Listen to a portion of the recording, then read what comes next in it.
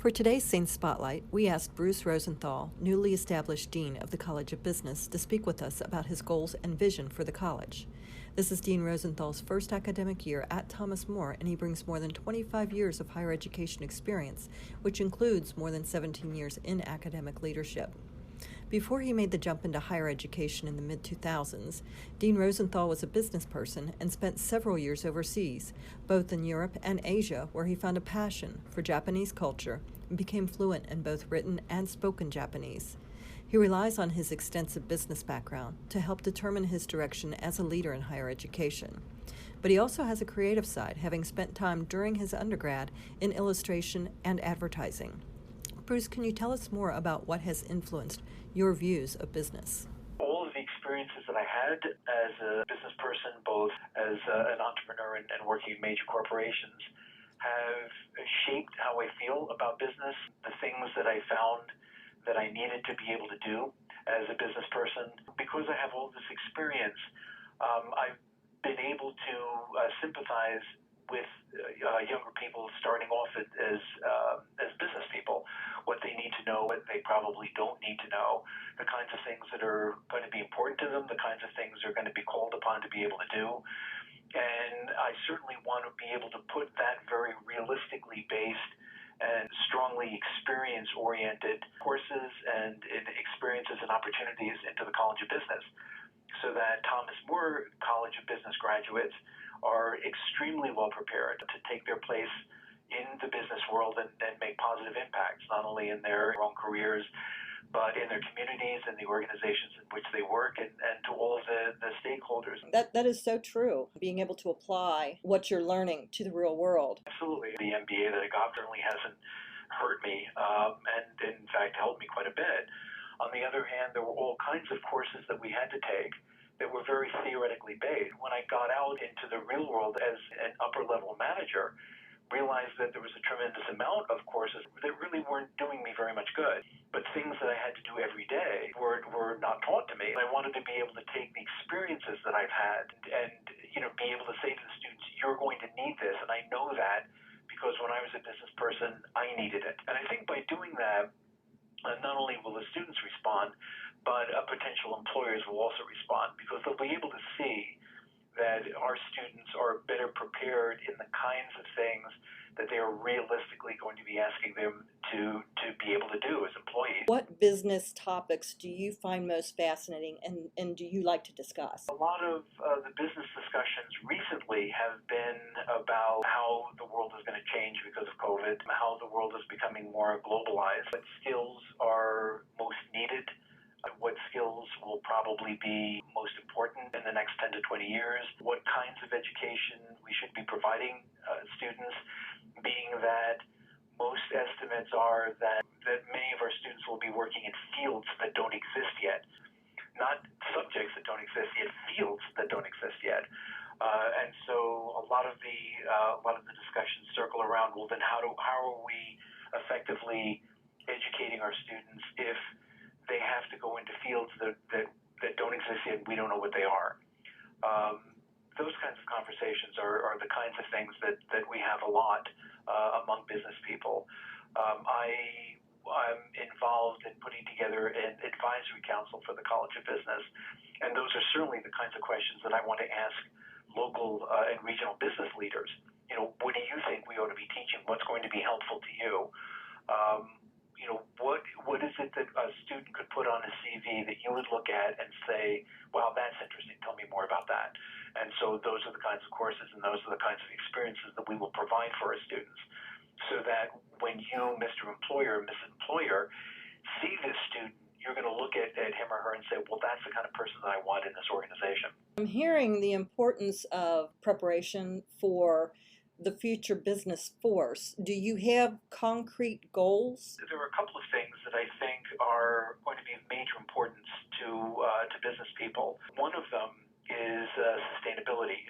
It has now been shown over and over again that the companies who get sustainability well and work within sustainability paradigms and examples, those are the companies that are going to be most successful. The companies that are using outdated technology or clinging to processes that were probably perfectly fine 50, 60, 70 years ago, those are the ones that are going to fall by the wayside. The saying goes, the Stone Age didn't end because people ran out of stone. The Stone Age ended because a better technology came along. And there are better technologies that are more green, socially responsible, environmentally responsible. They are more innovative. They save time, energy, capital. And these are the kinds of directions that I think most businesses, certainly the major businesses, are going to be heading towards. If you look, for example, at two of the major employers in this area, Kroger and Procter & Gamble, look at their websites. Sustainability is all over them. They are very concerned with sustainable practices. And if we are not teaching our students what that means, then we're doing them a disservice. In fact, interestingly enough, very few universities in the United States are focusing on sustainability in business. But I want that as a major thrust of what we're doing. Other directions are things such as the very realistically and experientially based courses and concepts. Things like, for example, negotiation and persuasion. We do have a course that covers that in the MBA. I want deeper and broader coverage of it. It was something that, as a business person, I had to do literally every day.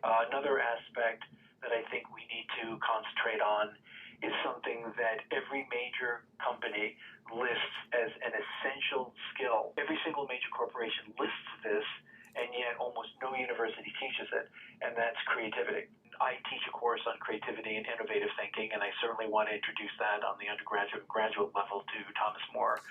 But I also want to make it part of how we are educating our students, from the deep roots part up, so that, again, companies, local companies, regional companies will look at what we're doing at Thomas More College of Business and say, okay, those guys get it. With that in mind, what is your advice for current Thomas More students? Get as much experience doing a variety of things as you can. I started off doing painting and illustration.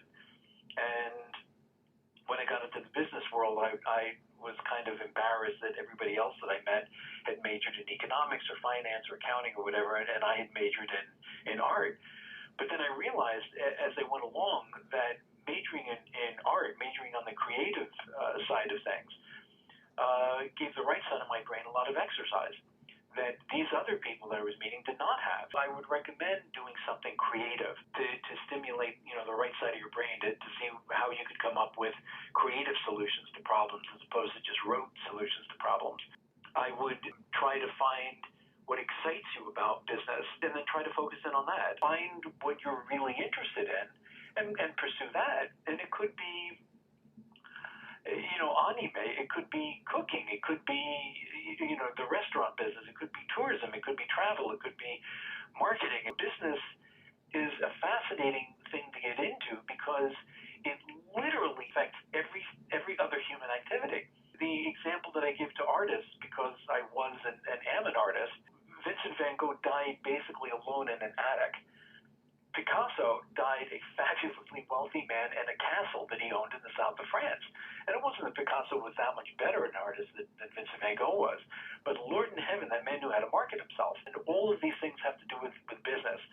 And so there's so many different possibilities of what you can do as a business person. Explore them. I've run across quite a few people who define success in an extremely narrow way. What size house do you live in? How many windows are in your office? What kind of car do you drive?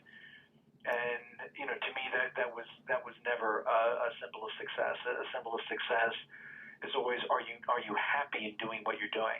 And that extends to what I'm doing now. I love higher education. And I know it may sound corny, but I love the students. I love interacting with them. To the extent that you can, my advice to any student, but I guess especially to business students, is pick something that's fun for you. And it makes a tremendous difference in how you approach life and how you approach your work. Great answer. Well, Bruce, thanks so much for being our Saint Spotlight. Well, you are very welcome, and I'm sorry if I've gone off on tangents here and there, but as you can hear, I guess I am very passionate about business and passionate about students.